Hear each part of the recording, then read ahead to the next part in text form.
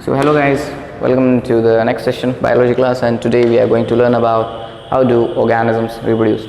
So when you hear the word reproduction, you may think that we give rise to young ones, but it is necessary so that we evolve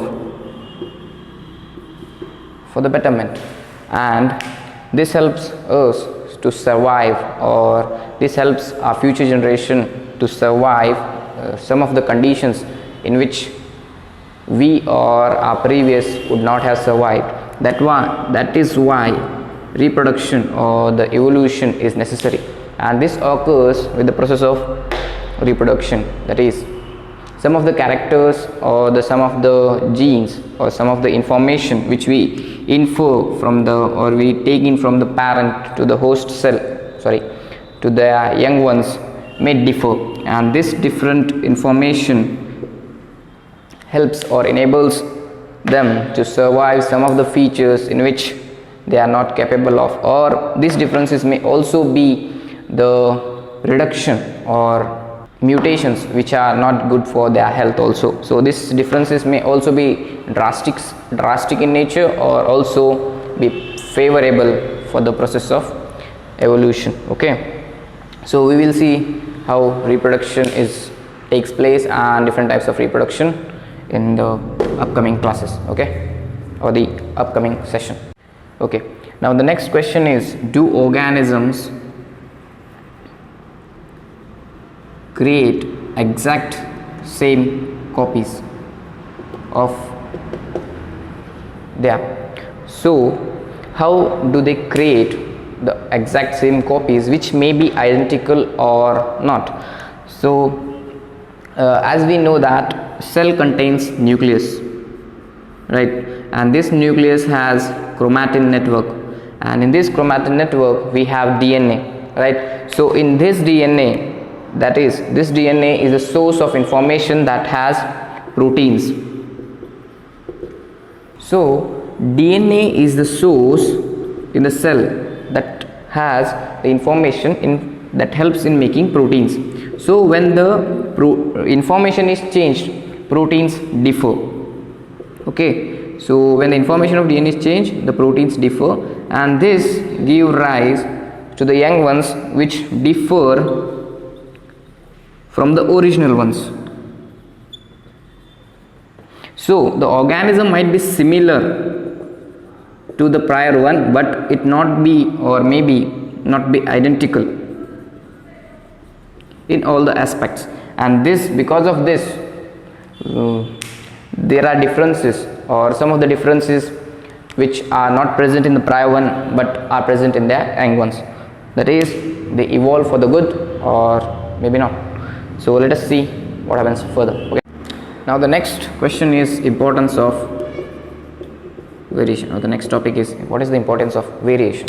Suppose let me explain you with this an example. Suppose there are bacteria living in water.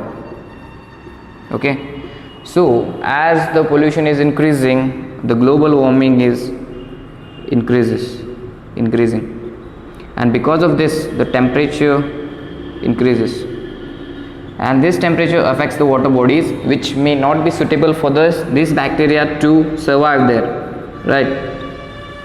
So because of this, these bacteria may die inside this water, and this reproduction gives rise to variation, and these variations helps some of these bacteria to evolve further and further, and now they can survive in this water. So that is why variations are necessary, and these variations are brought by reproduction. Okay, now we will see the modes of reproduction in single celled, and further we will see in multi-celled. So first type is fission. So in this occurs in most of the unicellular organisms. For example, take the example of amoeba. So this is single celled organisms, so no definite shape. So how does the cell divides? So first of all, it takes place like this. So this may occur like this. Okay, and finally they will B2. So fission is nothing but the cell or the unicellular organisms completely divides into two, and these two are completely new young ones. Okay, so fission is process of cell divisions where each cell divides and a new cell formed is a new individual. So from a single cell they give rise to 2 and then 4 and then 8 and so on. So this is fission. Okay, now then second is fragmentation. So this can occur in some of the multicellular organisms also, but not in all multicellular organisms because it is difficult fragmentation and it is not present in all the multicellular organisms. Suppose in the case of Spirogyra,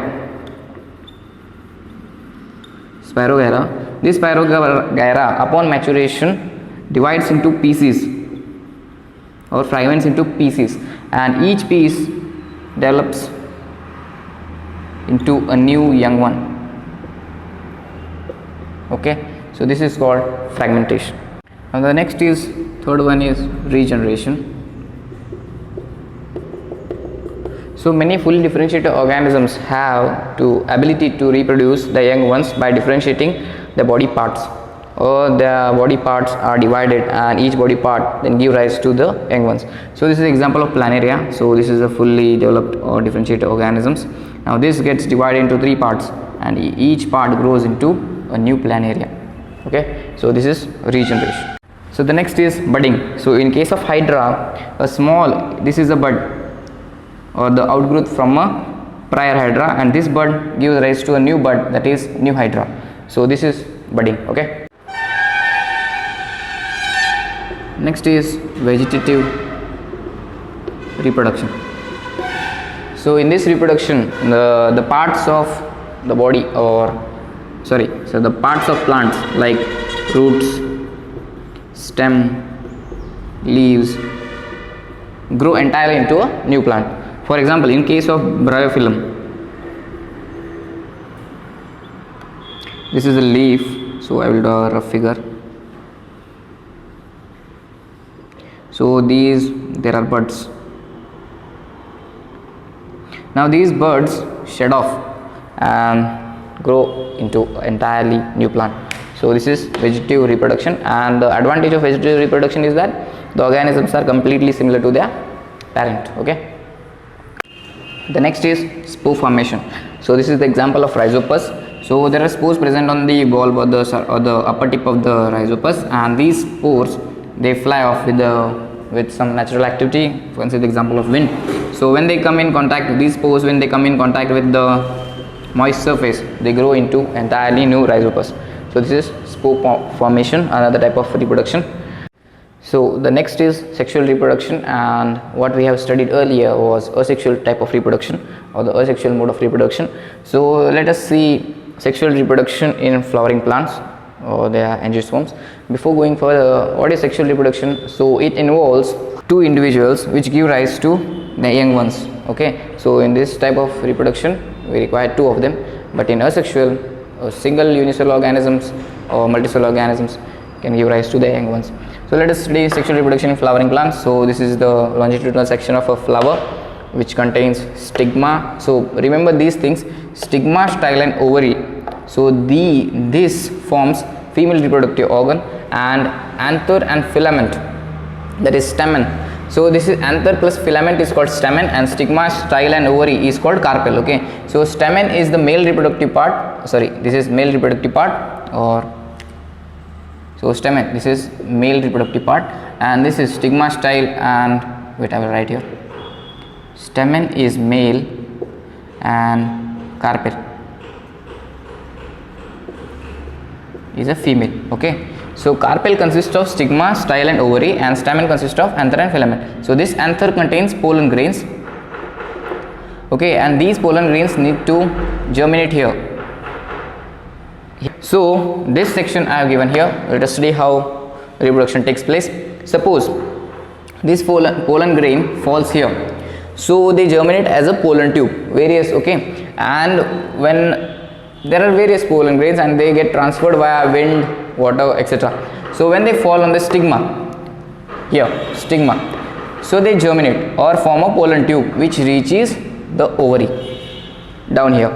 So after reaching there, this is male germ cells. This combines with the female to form a zygote. So when the pollen grain passes through the style or the pollen tube, so inside the style pollen tube, so it passes, this is pollen grain, so this passes and it reaches ovary, where it meets with the ovary to form a zygote, and this process, or it germinates in the ovary, and this process is known as fertilization,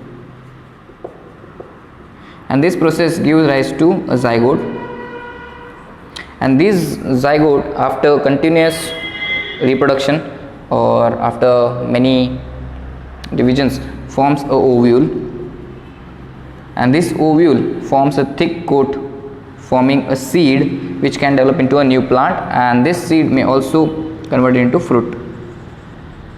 So when the formation of fruit takes place, this petals, carpels, everything they shed off, and what we get is seed and the fruit. Okay, so in this way fertilization or the cross pollination takes place or the germination takes place.